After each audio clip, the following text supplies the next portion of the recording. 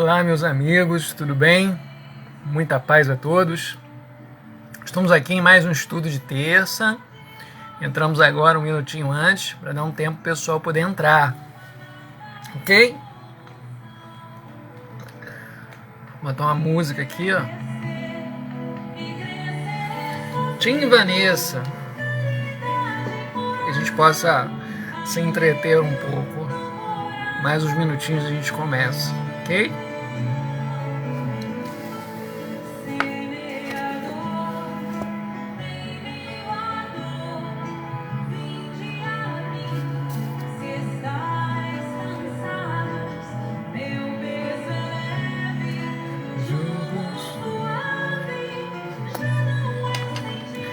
Pessoal, muito boa noite, tudo bom?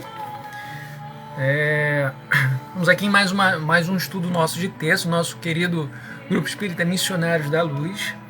E hoje a gente tem um tema super bacana, super fantástico, que é a existência de Deus. Essa temática de hoje, ela está baseada no nosso projeto de obras básicas que a gente está retomando. E para esse mês, a gente tem essa obra maravilhosa aqui, ó. A Gênese. Ela é a última das grandes obras básicas que a gente tem na doutrina espírita. Ela a gente vai estar estudando esse mês, a gente vai dedicar esse mês e todos os temas que vamos encontrar agora no mês de março agora, a gente vai encontrar todos os temas relacionados à Gênese, todos os temas, inclusive o de hoje. A existência de Deus, entendeu? Então esse projeto que a gente está retomando, no mês passado, se você está acompanhando com a gente, no mês passado nós iniciamos esse projeto de retorno nas obras básicas, estudamos o céu e o inferno, um projeto bacana, bem esclarecedor. Esse mês a gente continua também e vamos estudar a Gênese. Vamos ver, Maria Carmen, boa noite, seja bem-vinda aqui ao nosso encontro virtual. Em função da pandemia, a gente ainda está com as atividades na nossa casa suspensas. Então a gente está mantendo nossas atividades pelos meios virtuais. Ok? Nós vamos continuar aqui no nosso trabalho, nossa aproximação. No trabalho de hoje, a gente tem uma estrutura bem bacana. E hoje a gente vai conversar um pouco sobre esse livro que é tão discutido, né, tão temido aqui no nosso querido movimento espírita, né? É muito comum as pessoas falarem assim: não, mas a Gênese é muito difícil, a gente precisa ser uma pessoa muito esclarecida, muito inteligente para poder entender. E hoje eu espero que ao final da nossa conversa fique claro para vocês algumas desmistificações dessas ideias. A Gênese não é difícil, a Gênese não é um texto complicado e não é um livro para um grupo reduzido de pessoas. Vocês vão ver que qualquer tipo de pessoa que tenha boa vontade de ler vai estar apta a estar estudando a Gênese. Beleza? Então vamos lá.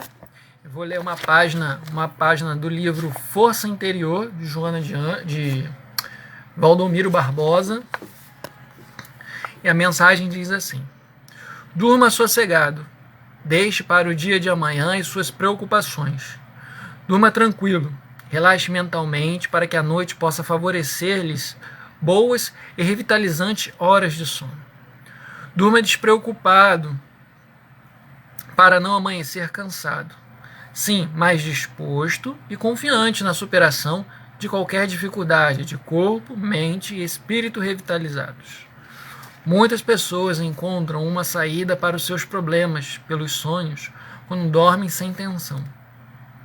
Esta é a hora em que os anjos da guarda conseguem maior liberdade, nos inspirar, dando-nos conselhos e orientações que nos ajudam a vencer. Vamos orar. Querido e bom amado Jesus, aqui estamos sedentos do teu amor, do teu carinho, da tua luz, Senhor. Aqui nos colocamos como aprendizes do teu evangelho, nesse diálogo construtivo em que buscamos aprender cada vez mais e mais para nos tornarmos pessoas melhores instrumentos de vivenciar essa experiência terrena que nos convoca à evolução. Abençoe tudo e a todos e com tua bênção e permissão possamos dar início a mais um encontro virtual, nossos estudos de terça. Que assim seja. Muito boa noite novamente para quem está chegando agora. Já fizemos a preleção, nós já fizemos a nossa prece. Só dando uma retomada para quem está chegando agora, nós hoje estaremos estudando o livro A Gênese. Hoje não, né? Esse mês de março a gente vai estar estudando o livro A Gênese e o tema de hoje é a existência de Deus. A existência de Deus está no capítulo 2 da Gênese, itens 1 a 7. Então, quem quiser depois fazer uma leitura, é bem bacana. Nós vamos conversar a partir das reflexões que estão contidas ali. Beleza? Deixando todos vocês muito à vontade, quiserem participar. Nossa live é de interação, então postem mensagens, escrevam, se quiserem comentar, se quiserem fazer algum tipo de pergunta. No decorrer do estudo, na medida do possível, eu vou tentar responder. Se eu não conseguir durante o estudo, prometo que depois eu vou lá na mensagem e respondo em particular. Tá bom? Então, fiquem à vontade, participem com a gente. El Shaddai, Elohim, Adonai, Jireh, Jeová, Yahvé. Qual é o nome de Deus?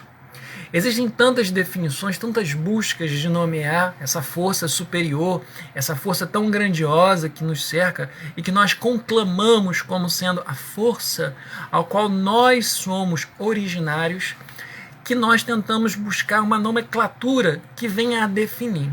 E quando nós pensamos em nome, quando nós pensamos na definição, a palavra por si só, ela nunca vai conseguir dar conta do que realmente ela está tentando representar. Em outras palavras, no bom português, nós podemos dizer que a palavra ela reduz o significado daquilo ou daquele ou daquilo que recebe uma nomenclatura. É importante entender que tradicionalmente, ao longo da história, nomear as coisas e pessoas traz consigo um grande objetivo.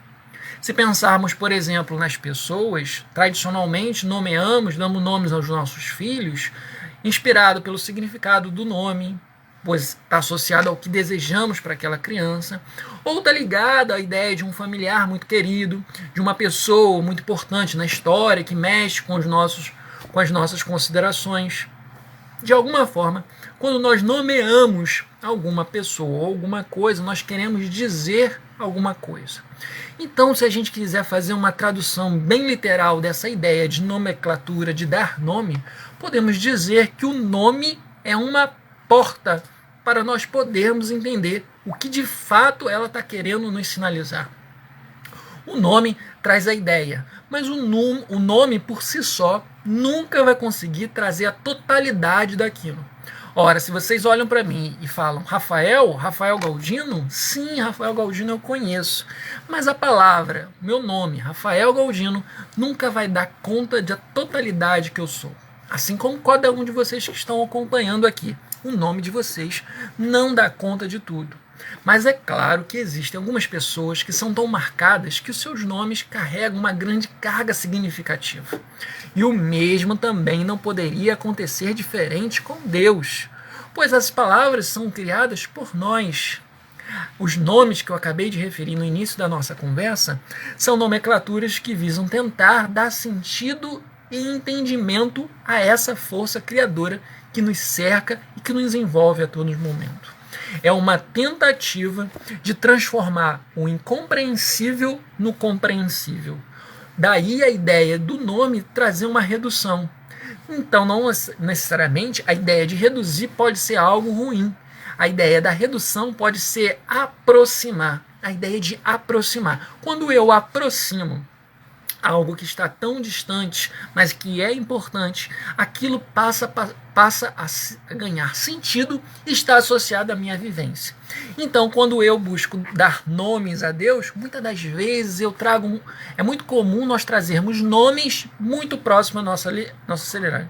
Quando nós oramos, é uma grande prova disso. Quando eu digo, querido Pai, Amado Pai, Senhor Deus, querido Senhor, eu uso um conjunto de palavras para me direcionar a essa força superior. E essa força superior ganha sentido cada vez mais importante, cada vez mais forte para mim, quando esse nome tem uma expressão muito mais próxima. Daí a ideia de Deus ter tantos nomes. Mas de fato, será que essa é a grande questão da vez? O nome de Deus, a ideia do nome de Deus, ela é uma questão secundária se nós começarmos a pensar por outros caminhos. A ideia de indagar a própria existência de Deus, será que Deus existe? Esse próprio movimento vai fazer com que algumas reflexões vão se tornando cada vez mais importantes, trazendo algumas reflexões que vão ganhando corpo, vão ganhando sentido para a gente. O questionamento de Deus, ele não vai brotar do nada. Ele vem associado de uma reflexão que é muito mais próxima da gente. Quando nós nos questionamos quem eu sou ou de onde eu vim, é uma pergunta tão básica e tão essencial que muitos de nós já refletiram tanto. E os que reencarnam agora, muitas das vezes, recebem antes a resposta do que propriamente desenvolver o questionamento. Quando nós dizemos para as nossas crianças nas escolas que elas têm origem dentro do ventre materno, ou que dizemos que a vida teve origem em dado momento, em dada circunstância, por forças da natureza, ou quando no templo religioso, na evangelização, dizemos para crianças que fomos criados por Deus, e alguns vão dizer que nós vamos dizer que os processos evolutivos que a vida se desenvolve estão associados ao surgimento da vida. Vamos dizer que nós somos realmente espírito e esse corpo material ele é transitório. Nós começamos a dar para as nossas crianças muitas respostas antes mesmo de que elas desenvolvam um questionamento filosófico de que da onde eu vim, quem realmente eu sou. Esse é um processo muito natural, porque muitos no passado desenvolveram esse questionamento. E naturalmente, cada um de nós, ao longo de nossa vida, nos debruçamos sobre este questionamento. É claro que no nível que a nossa sociedade se encontra, os questionamentos ganham um sentido e ganham um corpo um pouco mais rebuscado. Podemos dizer que esse questionamento vem com uma busca de afirmativa sobre as afirmações já pré-estabelecidas. Como eu falei para vocês, quando nós informamos as nossas crianças o sentido da onde ela veio e quem realmente ela é, quando nós fazemos isso para ela, nós estamos dando resposta antes das perguntas. Então, naturalmente, no processo da caminhada dela, quando ela chega ao momento de se questionar quem eu sou, de onde eu vim, ela já tem um conjunto de respostas já pré-estabelecido, dentro da religião, na escola, formulada pelos pais dentro de casa, ou até mesmo a partir de algumas ideias, porque a faixa etária pode ser múltipla. Então aí, a gente tem um conjunto filosófico de busca de afirmação das verdades apresentadas por nós. Então é natural e muito claro que questionar a existência de Deus é ponto essencial para todo e qualquer religioso. Mas, Rafael, todo e qualquer religioso deve se questionar sobre a existência de Deus? Sim, deve se questionar e buscar sinceramente a resposta. Porque um cristão que não carrega consigo a verdadeira certeza daquilo que prega, ele é um sepulcro branqueado por fora, mas cheio, parafraseando Jesus, de indagações por dentro. E ele é cheio de indagações, e essas indagações, em dado momento, vão minar a sua fé. E é isso que a gente acaba encontrando por aí, nos diversos alardes que os telejornais mostram para a gente, de religiosos equivocados nas suas práticas, cometendo deslizes, muitas das vezes graves, na sociedade. Tudo isso é falta de uma substância essencial para todo e qualquer religioso cristão, e principalmente para nós espíritas, que é a fé. Mas só há a fé quando nós construímos aquelas verdades que nos são trazidas, ou que muitas das vezes inferimos através da nossa reflexão, elas precisam estar claras, precisam estar estabelecidas. E acima de tudo, quando nós conseguimos ter clareza sobre essas verdades, nós precisamos ter coragem de aceitá-las. Porque é muito comum as pessoas entenderem essas verdades e não terem a coragem de aceitá-las. Por que coragem? Porque no dia a dia, acreditar nessa vivência exige-nos comportamento, exige-nos atitudes que muitas das vezes vão ferir os comportamentos tradicionais que herdamos culturalmente da sociedade, da nossa família, do nosso grupo familiar mais vasto. Então, essas reflexões precisam estar estabelecidas para todos nós. Mas decifrar Deus é uma constante para todos nós. E como nós falamos, esse conjunto reflexivo, ele parte de indagações. Indagar constantemente, se perguntar e construir as afirmativas. Para nós espíritas, indagar as verdades, questioná-las e buscar as respostas é princípio elementar. Todo espírita deve comportar-se de forma investigativa. Indagar, buscar, entender isso. É claro que não vamos manter um comportamento que a gente considera ácido, que é daquele da dúvida, da calúnia, ou aquele comportamento ácido de criticar e manter as verdades particulares. Nós precisamos indagar. E quando indagamos, devemos ter um comportamento sério e distinto de buscarmos essas verdades. Ao buscarmos essas verdades, nós cada vez vamos nos amalgamando delas, e usando aqui uma expressão da química, né? Nós vamos nos tornando mais íntimo, nós vamos nos colando cada vez mais a essas verdades, que elas vão se tornando cada vez mais potentes para nós caminharmos juntos. E esse é o ponto essencial. Nós devemos questionar. Ora, se nós questionamos e buscamos, se buscamos as respostas e ficamos fascinados e nos adoramos ela, então a compreensão do mundo, das coisas, de Deus, de mim, de você, os questionamentos múltiplos são guiados e orientados pela filosofia. Eis, amigos, que tem aqui uma das grandes revelações que o próprio livro A Gênese nos coloca. Deus, no nosso, vamos colocar assim, né? Porque não dominamos toda a verdade e estamos longe disso. No nível evolutivo que nós estamos, a verdade da comprovação de Deus só se dá pela ciência filosófica, só se dá pela filosofia. A comprovação de Deus só se dá pela filosofia. Conjunto de questionamentos que nos leva às reflexões mais. Quando nós pensamos filosofia, né? Filosofia numa tradução bem direta, é o amor à sabedoria, né? Philos, amor, né? Aquele amor amigo, né? Aquela vontade de estar junto. E Sofia, sabedoria, amor à sabedoria, amor ao conhecimento. Então filosofar é buscar, é se enamorar do conhecimento. Então quando eu indago, busco esclarecimento, é exatamente isso. E todo esse capítulo do livro A Gênese vai fazer justamente isso. Ele vai fazer um conjunto de reflexões para nós encontrarmos a resposta. Nós fazemos justamente esse processo, é a busca da resposta por meio das indagações. Nosso objetivo maior é buscarmos respostas, buscarmos soluções claras para as nossas caminhadas. Mas isso fazemos através do questionamento.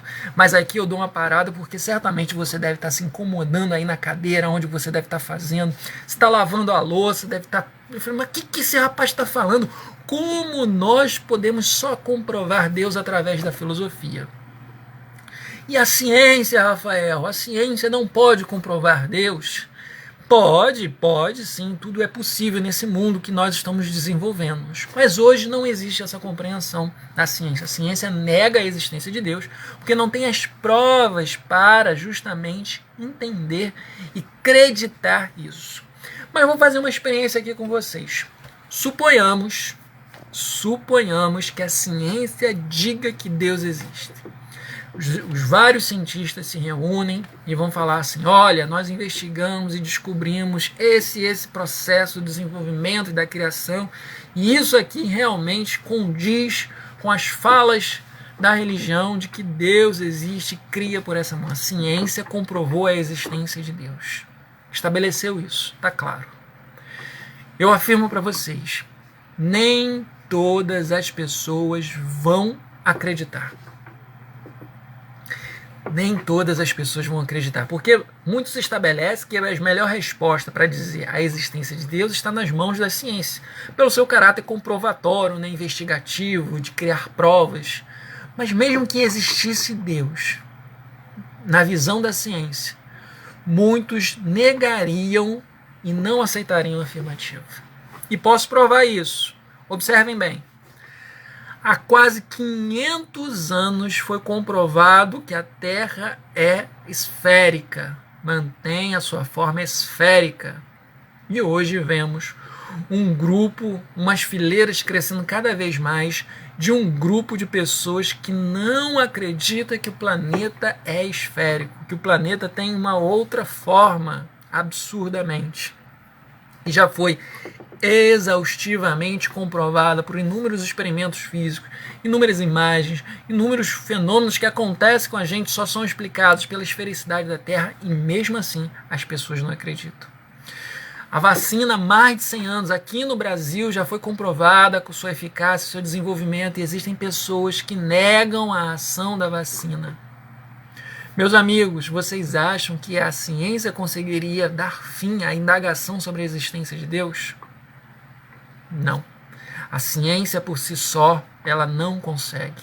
Porque a experiência do divino, ela é uma experiência subjetiva, é uma construção de uma correlação de reflexões, perguntas e respostas. Inicialmente o processo é individual, mas ele se torna coletivo quando nós solidarizamos as nossas respostas e reflexões. Daí as correntes filosóficas. E é claro aqui, quando eu estou falando de filosofia, eu estou usando uma pobreza de linguagem, porque se existe algum filósofo que vai me assistir aqui, vai se remexer na cadeira, porque filosofia por si só não é uma coisa única. Filosofia é um conjunto de reflexões. Porque quando nós tentamos entender, a filosofia ela é conduzida por uma linha, um fio tênue, mas muito firme, que é a razão. A razão é a capacidade da mente humana de chegar a conclusões a partir de suposições e pressupostos. O que essa definição quer dizer? Que a razão ela utiliza um conjunto de experiências, de aprendizado, de reflexões mentais para chegar a conclusões. Se essa parede aqui ela é muito rígida, será que eu dando um soco ou empurrando com a minha mão eu consigo derrubar essa parede? E aí, a partir, eu vou investigando, vou observando, eu vou vendo a composição dela e eu chego a determinado momento que uma parede muito bem construída eu não consigo derrubar a mão. Mas eu começo a tentar refletir como eu consigo derrubar essa parede. E aí eu consigo perceber que existem outros materiais que são mais duros que a parede e que pode fazer com que eu rompa aquela barreira. Ora, o conjunto das reflexões me levam a conjunto de respostas. E essas respostas não necessariamente são obtidas instantaneamente. Elas são construídas ao longo de milhares de tempos. Então é muito natural que a existência de Deus ela é um conjunto de reflexões durante os vários milênios da existência do ser humano moderno. Nós hoje, o pensamento sobre a ideia de Deus hoje, ele não se desenvolveu de agora. Ele vem desenvolvido desde milhares e milhares de anos atrás, a construção da ideia do pensamento coletivo, a ideia, a sociabilização, os vários aprendizados que os espíritos superiores nos trouxeram, diferentes baluartes, em diferentes campos da cultura e da sociedade planetária. A ideia de Deus ela foi construída ao longo do tempo. Uma estrutura politeísta, ela veio de uma estrutura animista, chegando a uma estrutura politeísta que depois passa a ser monoteísta, e esse monoteísmo ele vai ganhando um caráter muito mais severo, muito mais antropomórfico, e ela agora vai se desantropomorfizando, vai perdendo as características humanas e a forma humana e vai ganhando uma essência muito mais transcendente, uma inspiração da construção da ideia de Deus. Então todo esse conjunto de ideia da existência de Deus, ela vai se apresentando para a gente como uma proposta muito mais do desenvolvimento da nossa fé. E todo o texto Kardec ele vai fazer um conjunto imenso de reflexões. O pressuposto básico para afirmarmos a existência de Deus pelas reflexões filosóficas é que não há um efeito sem uma causa. E quando nós encadeamos um sucessivo pensamento sobre de onde viemos, qual é a nossa existência, quem realmente eu sou. Eu começo a fazer sucessivas indagações, começo a fazer indagações sobre a criação, sobre todos os fenômenos que me cercam, sobre todos os fenômenos que estão à minha volta. E esse conjunto de reflexões me leva justamente a uma resposta genérica, genérica, porém bem concisa, de que a origem está numa força superior a tudo e a todos, que coordena de forma harmônica, de forma inteligente. Ora, essa inteligência que é expressa em todo esse mecanismo me leva a caracterizar como sendo Deus uma inteligência. Mas será que existia uma inteligência que está acima de Deus? Se existisse uma força acima de Deus, essa força superior sim seria Deus, pois teria criado essa suposta força que nós chamamos de Deus. Então ela acaba sendo uma inteligência suprema. Não existe nada acima dela, não há nada acima dele, dessa força superior ao qual nós chamamos de Deus. Deus, ele passa a ser uma inteligência porque todos os fenômenos que apresentam são fenômenos inteligentes. Há um encadeamento lógico, um encadeamento. A própria reflexão sobre os fenômenos da natureza.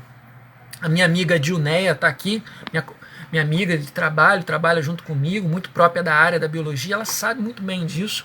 Minha esposa Gisele, que também deve estar acompanhando aqui, ela sabe também da biologia, sabe muito bem que os fenômenos observados, os fenômenos observados no campo da natureza são fenômenos realmente impressionantes. A composição do organismo humano, a elucidação de algumas problemáticas que o organismo cria e ele mesmo soluciona. Os fenômenos da natureza, a organismo mundial, e aí trazendo para a minha área, quando nós observamos a estrutura planetária, a dinâmica das estruturas internas do planeta, a dinâmica climática, nós começamos a observar que há uma força inteligente organizando isso. Se nós temos a capacidade inteligente, nós conseguimos construir coisas inteligentes que se organizam de forma lúcida. Uma coisa grandiosa poderia ser feita por uma força extremamente grandiosa e uma força extremamente inteligente.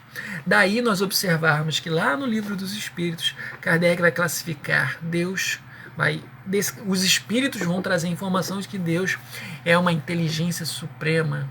E se ela é uma inteligência suprema e criou tudo, ela vai ser a causa primária de todas as coisas. Ou seja, é a partir de Deus que tudo existe, dessa força superior.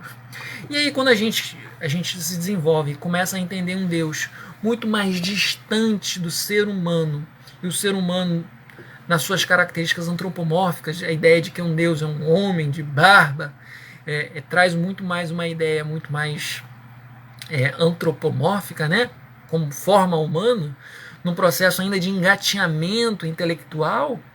E aí a gente começa a entrar numa nova fase, na transição da inteligência para a intuição, como Joana de Ângeles vai falar no livro Homem Integral, né?